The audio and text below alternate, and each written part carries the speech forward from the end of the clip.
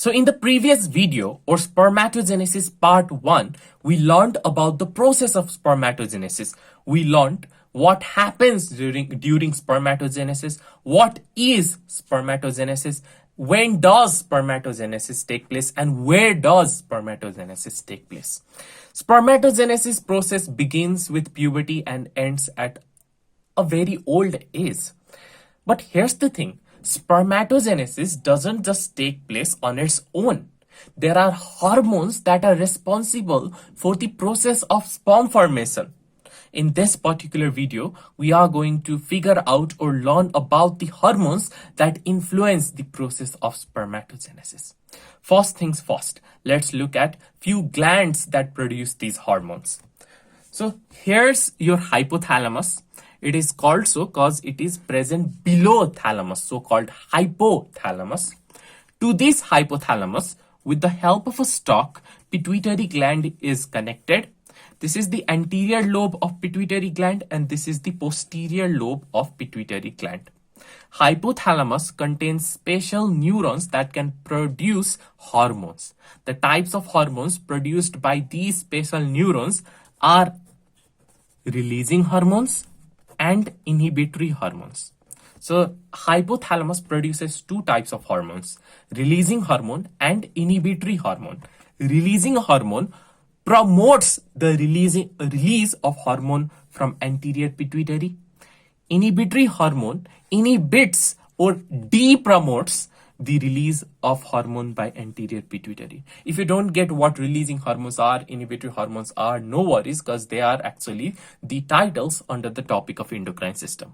Right now, all you need to know is this much. So the special cells of hypothalamus secretes gonadotropin releasing hormone. Gonadotropin releasing hormone is a releasing hormone. That is, it promotes the release of hormone from anterior pituitary. It's called gonadotropin releasing hormone because the release of hormone it promotes is gonadotropin. So hypothalamus secretes gonadotropin releasing hormone. This gonadotropin releasing hormone promotes the release of gonadotropin from anterior pituitary. This is how. So here's the gonadotropin releasing hormone. The receptor of gonadotropin releasing hormone is present on the cell of anterior pituitary. Let me label this as anterior pituitary. So the cells of anterior pituitary contain the receptor for the gonadotropin releasing hormone. This gonadotropin releasing hormone travels with the help of hypophyseal portal system. What's that? You'll come to know under the topic of endocrine system. With the help of hypophyseal portal system and reaches this receptor. As soon as the gonadotropin releasing hormone secreted by your hypothalamus fix with the receptor present on the cells of the anterior pituitary, the cells of your anterior pituitary releases gonadotropins. Gonadotropins. And there are two types of gonadotropins that it secretes. There's your follicle stimulating hormone and luteinizing hormone. What are gonadotropins anyway? Gonado refers to gonads. In male, the gonads are testes and in female, the gonads are ovaries. Tropins are tropical hormones or such hormones that control the release of some other hormone. So gonadotropins are the hormones secreted by your anterior pituitary that controls the release of some other hormones by your gonads or by your testes and ovaries. So there are two types of gonadotropins released, follicle stimulating hormone and luteinizing hormone. These two gonadotropins together influence the process of spermatogenesis inside your seminiferous tubule. Let me show the whole process with the help of a flow chart. So first, there's your hypothalamus. This hypothalamus secretes gonadotropin releasing hormone. This gonadotropin releasing hormone has its receptor in anterior pituitary. After the anterior pituitary receives gonadotropin releasing hormone, it starts releasing gonadotropins.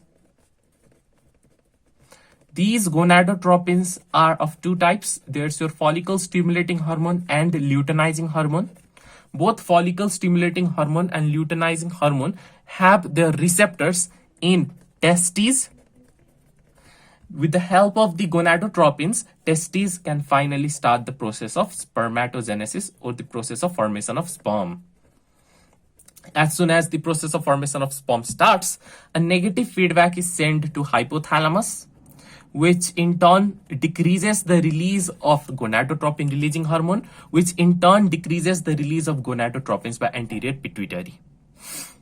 This is how spermatogenesis takes place, with the help of hormones released by your hypothalamus and anterior pituitary. This is very basic, but let me show the influence of these hormones in your testes. So this right here is the cross section of a seminiferous tubule. This is one cross section of one single seminiferous tubule. This is another cross section of another seminiferous tubule. This is another cross section of another seminiferous tubule. All these seminiferous tubules, they are present in your testes. Here's the thing. A human testes contains around 250 lobules, and inside each lobule there are 2 to 3 seminiferous tubules. So your testes is filled with seminiferous tubule, and I have drawn 3 out of those many seminiferous tubule right here. In between each seminiferous tubule, you can find this space or interstitial space, and in this interstitial space you can find cells that are scattered everywhere. These cells that are present at the interstices of seminiferous tubule or at the interstitial space are called interstitial cells. So what are these? These are the interstitial cells. I hope you now know the reason behind the naming as well. And they are also called Leydig cell. What's this, by the way? That's your seminiferous tubule. That's what I have been mentioning from the beginning. Okay. Inside seminiferous tubule, the wall of the seminiferous tubule is lined by germinal epithelium. This germinal epithelium is a type of modified simple cuboidal epithelium. It's simple cuboidal epithelium because the cells are cube-like and arranged in a single layer, and it's modified because these cells can give rise to gametes. These cells are actually diploid, that is, they contain 2 sets of chromosomes, but they can give rise to haploid gametes. That's why they are modified cells. However, along with the germinal epithelium, let me write here, germinal epithelium, which I have represented with the help of color blue. Along with germinal epithelium, you can also find these columnar cells, and these columnar cells are called Sertoli's. Did I get the spelling right? Sertoli cell or Nurse cell. So these two are the different types of cells found lining the wall of the seminiferous tubule. Outside seminiferous tubule, there's your interstitial cells or Leydig cell. Now you know the basic information about the different types of cells found in the testes or found in your seminiferous tubule and surrounding the seminiferous tubule. Now comes the main thing. That's the influence of these hormones on these structures. How does spermatogenesis even take place? How do these hormones influence the process of spermatogenesis? This is how. Listen very carefully. Okay, here's how the story begins. First, hypothalamus releases gonadotropin releasing hormone. Gonadotropin releasing hormone triggers the anterior pituitary to release gonadotropins. There are 2 types of gonadotropins released by anterior pituitary. There's your follicle stimulating hormone and luteinizing hormone. First, let's look at luteinizing hormone. LH or luteinizing hormone. This right here is luteinizing hormone. The receptor of luteinizing hormone is present on the wall of interstitial cell or Leydig cell. Again, here, the receptor of gonadotropin releasing hormone is present on the wall of cells of anterior pituitary. Similarly, the receptor of luteinizing hormone secreted by the anterior pituitary is present on the cell called interstitial cell or Leydig cell. So this luteinizing hormone goes and attaches to this receptor. As soon as the luteinizing hormone attaches with the receptor present on the interstitial cell or Leydig cell, the Leydig cell, it produces lots and lots of testosterone, which I have represented with the help of letter T. These testosterone, they enter inside. So here's your testosterone.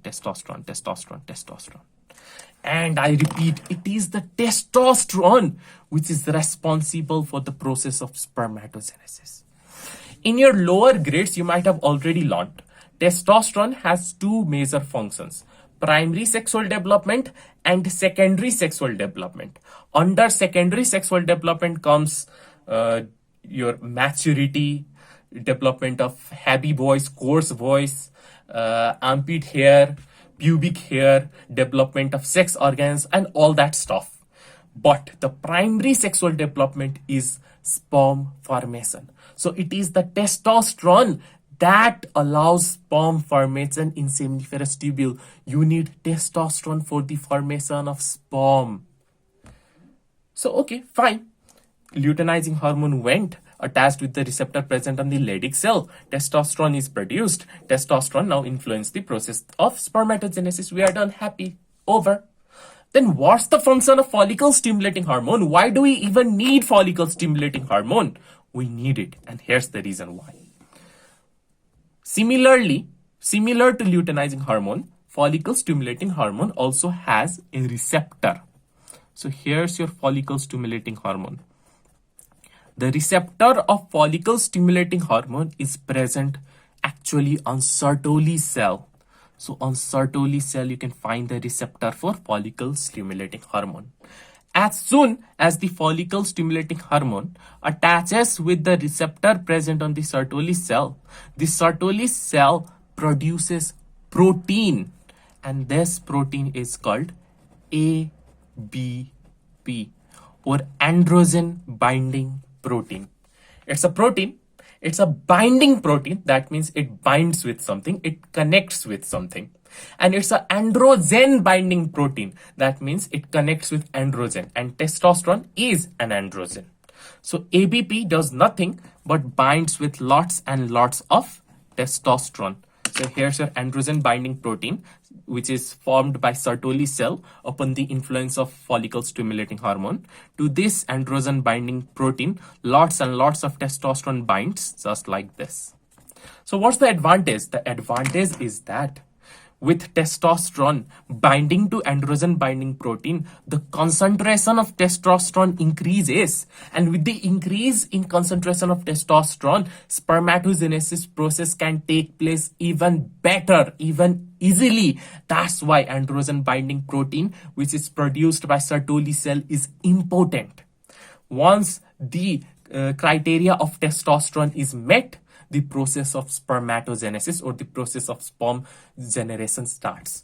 Here's your primordial germ cell, which gives rise to diploid spermatogonia, which gives rise to diploid primary spermatocyte, which gives rise to haploid secondary spermatocyte, which further gives rise to haploid spermatocytes. If you don't know what they are, what these stages are, again, I've already mentioned all of this in the video under spermatogenesis part 1. This spermatid then converts into sperm, which is motile, by the process of spermiogenesis. Now the sperm, they are not just scattered everywhere. They are actually found embedded inside this Sertoli cell. So these sperm, they are actually embedded. Their heads are embedded inside this Sertoli cell. Why? Sertoli cell has also been given the name of nurse cell. There has to be a reason behind it, right? And the reason is because Sertoli cell acts as a nurse. It provides nourishment to these sperms until they mature. After these sperms they mature, they come out of the Sertoli cell. These sperm, after they mature, they wriggle their head and finally detach from the Sertoli cell. The detached sperms, then they come near the lumen. Here's the empty space at the middle, which is called the lumen. Around the lumen, these sperms, they come. And these sperms finally travel through the lumen into the male reproductive tract. This particular process where the sperm, once matures, comes out or deattaches from the Sertoli cell is known as spermiation. Again, spermiation is not a part of spermatogenesis because the sperm generation has already completed here. With the end of spermiogenesis, spermatogenesis also completes. All that is remaining to do is for these mature sperm cells to come out or deattach from the Sertoli cell. And the process with which these sperms deattach from the Sertoli cell is called spermiation. And this is the final step before the sperm enters the lumen. Let me revise the whole thing for you. So this is how different hormones influence the process of spermatogenesis. Hypothalamus secretes gonadotropin releasing hormone. Gonadotropin releasing hormone triggers the anterior pituitary to release gonadotropins, which are follicle stimulating hormone and luteinizing hormone. Luteinizing hormone triggers Leydig cell or interstitial cells to produce testosterone. Testosterone is responsible for the process of spermatogenesis or the process of sperm formation. The follicle stimulating hormone triggers the Sertoli cell to produce androgen binding protein. To this androgen binding protein, lots and lots of testosterone gets bound, which increases the concentration of testosterone in the seminiferous tubule. With the increase in concentration of testosterone, spermatogenesis can take place, sperm formation can take place. At the end of spermatogenesis, spermiogenesis takes place so that spermatid gets converted to sperm. These sperms are lodged or attached with the Sertoli cell. Sertoli cell acts as a nurse cell and provides nourishment to these sperms. After these sperms they mature, they deattach from the Sertoli cell and finally enter the lumen by the process called spermiation. And that's it. See you!